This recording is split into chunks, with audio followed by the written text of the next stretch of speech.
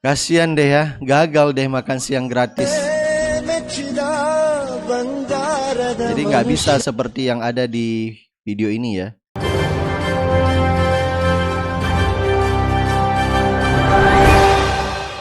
Assalamualaikum warahmatullahi wabarakatuh. Jadi kita harus optimis ya, paslon 01 bisa masuk ke dalam 2 putaran. Jadi yang selama ini kita lihat quick count di TV nasional itu adalah bagian dari strategi 02. Ya kita tahulah mereka berani membayar lembaga-lembaga survei sehingga menggiring opini publik seakan-akan mereka paslon 02 memenangkan Pilpres 1 putaran ini. Dan itu belum bisa dipastikan ya. Hasil realnya adalah hasil dari KPU. Timnas Amin yakin sekali bahwa 01 masuk 2 putaran. Karena dengan begitu masifnya kecurangan yang kita lihat ya. Jadi sudah tampak jelas bahwa jikapun mereka mendeklarasikan bahwa memenangkan 1 putaran. Dan jika nanti juga KPU setelah perhitungan bahwa 02 menjadi pemenang di Pilpres 2024 ini, maka pihak Amin juga yaitu membawa masalah kecurangan ini ke MK. Nah, ini lagi rame juga di sosial media di mana netizen memviralkan video ternyata program makan siang gratis dari paslon 02 baru akan dijalankan pada tahun 2029. Artinya pendukung atau orang yang sudah memilih paslon 02 ini adalah benar-benar diprank oleh Prabowo Gibran. Salam logika, sumpah gua ngakak bener. Ini menurut gua lawakan terkonyol sepanjang masa. Bayangkan kita kemarin meributkan program makan siang gratis yang diusung oleh salah satu paslon. Ternyata makan siang gratis itu kata si paslon tersebut akan dimulai di tahun 2029. Gile aja kali.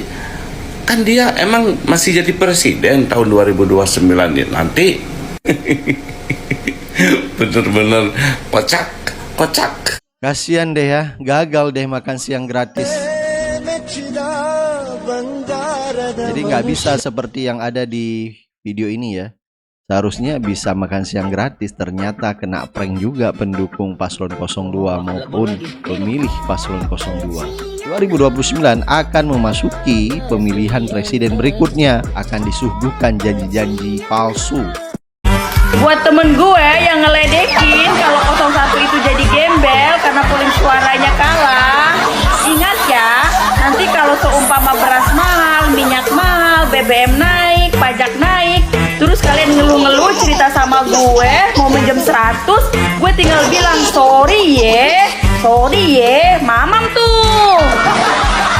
Jadi jangan terlalu berbangga dulu juga paslon 02. Belum ada keputusan dari KPU bahwa paslon 02 akan memenangkan 1 putaran. Paslon 01 dan paslon 03 yakin sekali bahwa akan memasuki 2 putaran. Karena dengan masifnya kecurangan-kecurangan yang kita lihat ya. Jadi ini sudah jelas bisa-bisa masuk ke dalam 2 putaran. Dan ini juga diungkapkan oleh dari Timnas Amin. Assalamualaikum warahmatullahi wabarakatuh. Salam perubahan dan salam adil makmur untuk semua.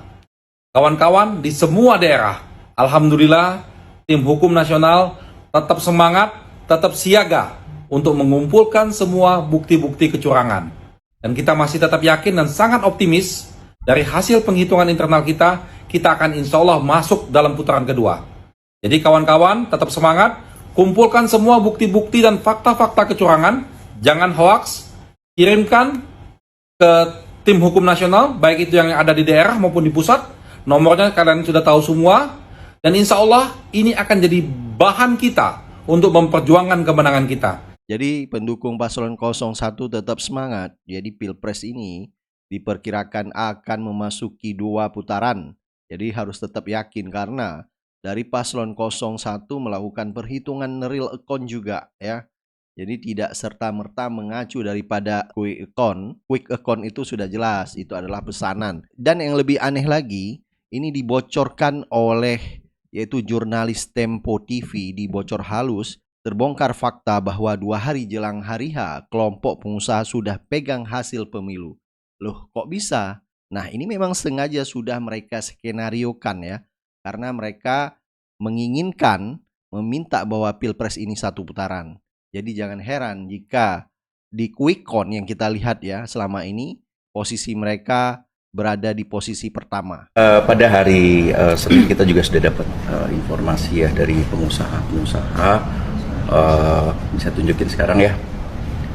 Erwan, reporter nasional juga itu mendapatkan informasi dari para pengusaha sudah 58% waktu itu hitungannya. Dan sekarang kita tahu juga nggak terlalu jauh ya bedanya ya 58 gitu. Udah cukup jangan Itu terlalu mandi kan nama ya? gue di situ ya kan. Oh ya ada perintah gue itu di situ. Ya kan? Egi perintah-perintah bahasa Inggris dia. memang dahsyat dia bahasa Inggris ya. Persiapan ya. Iya.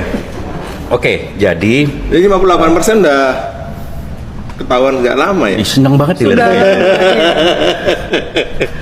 Sudah dipegang oleh mereka jauh-jauh hari. 8%. Which country in the world has the most effective election system? In Somalia, it takes 20 to 30 days for the election results to be made known.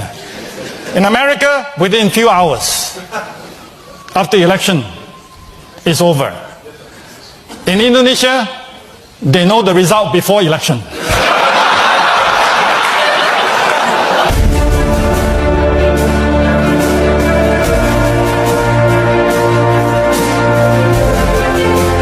Nah, ini ada keanehan ya di quick count. Jadi waktunya ini berbeda. Jadi quick count tanggalnya ini tanggal 13, artinya sudah dipersiapkan. Seharusnya yaitu pemilu tanggal 14 ya tanggal 14 di sini, bukan tanggal 13. Nah, jadi sepertinya memang quick count ini sudah dipersiapkan untuk memenangkan salah satu capres ya, sesuai dengan pesanan mereka. Dasar belimbing sayur, kalau mau curang yang jeli dong. Kalau udah ketahuan seperti ini, kan repot urusannya. Panik nggak? Panik nggak? Masa hasil quick count 58% menang, tetapi tanggalnya tanggal 13, sedangkan Pilpres kan tanggal 14. Panik nggak? Panik nggak? Panik lah. Ya, tolong simak video ini kemudian kamu sebarkan. Jadi strategi hari ini yang dimainkan oleh quick count, 6 quick count kalau tidak salah, itu namanya strateginya preemptive strike. Jadi membuat mental lawan itu jatuh. Sayangnya baik 03 dan terutama 01 tidak mengimbangi dengan melakukan strategi preemptive strike juga. Artinya mereka harusnya merilis seberapa besar perolehan dari 01. Nah kalau seperti ini kembali kepada pola-pola 2019 dan mereka lebih masif karena uangnya banyak. Jadi saya mengimbau kepada tim hukum Amin, dan sebenarnya sudah lama saya sampaikan mereka tidak termasuk tim yang tangguh. Mereka di grup itu cuma nge-share kampanye di sana, kampanye di sini. Yang lebih penting sebenarnya adalah suara real dari paslon itu oleh tim sesnya, terutama tim IT itu harus dirilis. Itulah yang disebut strategi preemptive strike. Jadi memukul lawan juga dengan angka. Jangan kalian bicara tentang kecurangan, karena Mahkamah Konstitusi tidak menangani kecurangan. Mahkamah Konstitusi itu namanya Mahkamah Kalkulator, maka sebutannya MK. Jadi yang kalian lakukan hari ini segera merilis perolehan ya dari masing-masing saksi di TPS seluruh Indonesia, dan itu diumumkan. Kawalpemilu.org yang punya negara aja angkanya tidak sama dengan quick count. Padahal itu juga sudah markup. Tentunya kalau dari paslon 01 segera mengumumkan angka internal, ini akan membangkitkan moral, dan kecurangan-kecurangan itu menjadi sebuah legitimasi. Ternyata angka real dari tim paslon 01 tidak sama dengan quick count, tidak sama dengan kawal pemilu.org. Begitu pesan saya selaku advokat. Terima kasih. Ya, ini pakar hukum dan advokat membeberkan bahwa yang dilakukan oleh paslon 02 sengaja untuk memukul mental lawan ya dengan angka-angka quick count, sehingga membuat down ya pendukung-pendukung dari paslon 01. Jadi menurut pakar hukum dan advokat ini mengungkapkan seharusnya juga mereka atau dari paslon 01 merilis angka-angka merilis angka-angka hitungan dari real account bahwa paslon 01 masuk ke dalam 2 putaran ya. Jadi jangan hanya paslon 02 yang mengklaim dirinya memenangkan Pilpres dalam 1 putaran ini. Jadi mereka sengaja memang dari awal sudah skenariokan bahwa akan memenangkan Pilpres ini dalam 1 putaran. Quick count itu adalah pusatnya kejahatan, kumpulan para penipu-penipu yang berkedok intelektual. Itu bukan menurut saya. Menurut Prabowo Subianto memang quick count itu kelompok pembohong, penipu. 2000 TPS itu diduga kuat adalah TPS siluman, TPS hantu. Karena mereka tidak umumkan di mana adresnya. Kalau kecurangan ini dibiarkan, berarti kita menghasilkan pemimpin bermental pencuri, pemimpin bermental maling, karena dia lahir dari lembaga-lembaga survei yang dipandu oleh aneka opini kebohongan. Bersama rakyat kami menolak pemilu abal-abal, pemilu curang. Tangkap itu kelompok-kelompok lembaga survei yang mengumumkan kemenangan kepada Prabowo yang tidak didasari oleh landasan hukum. Ya benar sekali kata Faisal Assegaf, seharusnya KPU melarang ya merilis hasil quick count yang belum tentu pasti mencerminkan bahwa salah satu paslon akan memenangkan Pilpres 1 putaran. Belum lagi kecurangan-kecurangan yang begitu tampak kita lihat ya dengan si rekap KPU yang bermasalah sehingga menggelembungkan suara salah satu paslon. Dan ini benar-benar harus diusut tuntas, bahkan data forensiknya harus diperiksa di IT KPU. Dan ini ada mengejutkan, hasil survei dari ICMI, Ikatan Cendekiawan Muslim Indonesia, membeberkan fakta jika terjadi pemilu curang, maka warga di Sumatera ingin memisahkan diri. Kita akan membahas satu survei, tapi yang melakukan surveinya ini bukan lembaga survei yang selama ini dikenal ya. Kita tidak bicara tentang elektabilitas calon presiden dan calon wakil presiden, tapi kita bicara hal yang jauh lebih serius dari soal presiden dan wakil presiden itu. Presiden wakil presiden ini kan hanya 5 tahun sekali seharusnya. Tapi kalau tentang eksistensi bangsa ini, saya kira ini ya kita berharap itu selama-lamanya kan itu. Nah, belum lama ini pemuda ICMI itu membuat sebuah survei yang di periodenya survei 17 sampai 27 Desember 2023 dengan tema bila pemilu curang dan ancaman disintegrasi. Angkanya itu sangat mengejutkan bahwa hampir 100% kalau pemilu itu curang terjadi disintegrasi bangsa. Itu, dan kalau 80%, sekitar 80% kalau pemilu curang akan memisahkan diri gitu ya. 85,3 itu akan memisahkan diri. Ini menurut saya serius sekali.